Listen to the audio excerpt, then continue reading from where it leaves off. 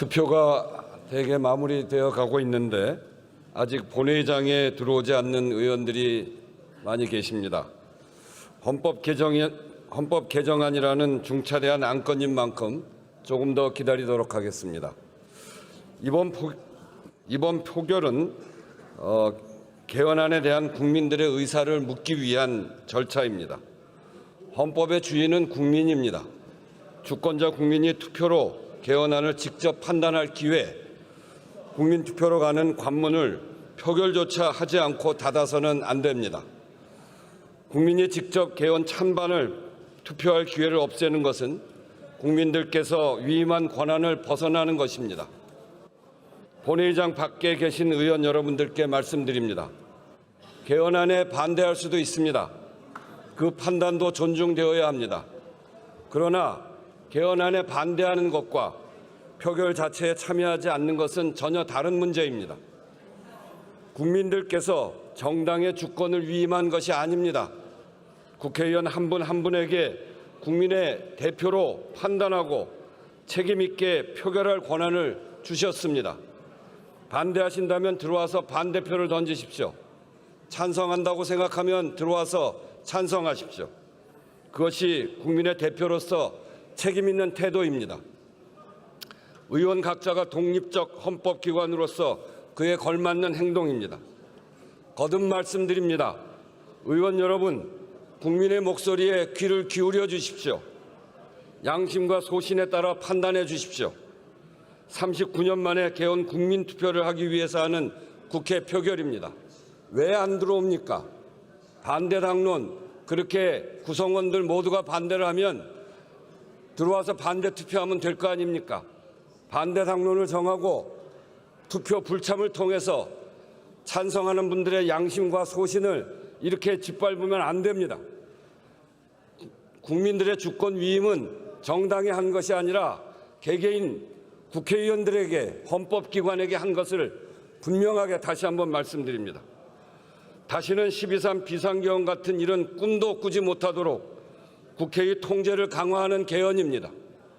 여야 모두 5.18만 되면 수차례 약속한 5.18 정신과 부마민주항쟁 정신을 헌법에 수록하는 개헌입니다.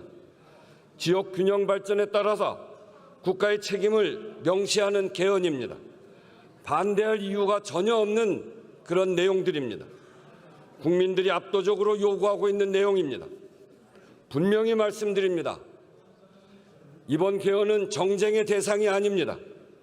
39년 동안 변하지 못한 시대의 변화를 담지 못하고 있는 낡은 헌법을 시대에 맞게 국민들의 행복에 나라의 미래에 맞게 바꾸자는 것입니다.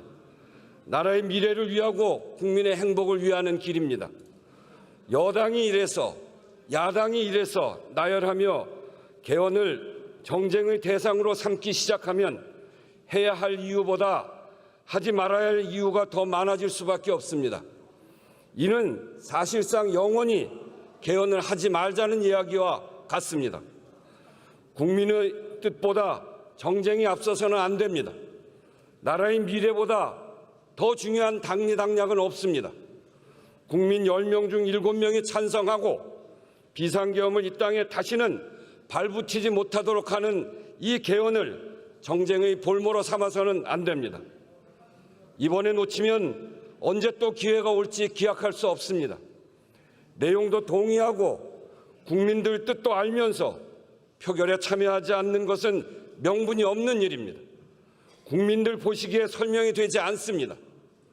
개헌의 문을 열고 시대 변화에 맞게 헌법을 정비해 나갈 기회, 불법 계엄을 차단할 기회를 무산시키는 것으로 국민들이 기억하게 될 것입니다. 39년 동안 한 번도 하지 못한 개헌을 하는 것은 그 자체가 대한민국 민주주의의 중요한 진전입니다. 국민이 주권자인 나라에서 개헌의 최종 판단 역시 국민의 몫입니다. 국회가 그 판단의 기회를 막아서는 안 됩니다. 이 판단의 기회를 막는 것 역사에 기록될 것입니다. 본회의장으로 들어와 표결에 참여해 주십시오. 국민의 뜻과 역사적 책임을 무겁게 새겨주시기 바랍니다. 국민의힘 의원들에게 다시 한번 말씀드립니다.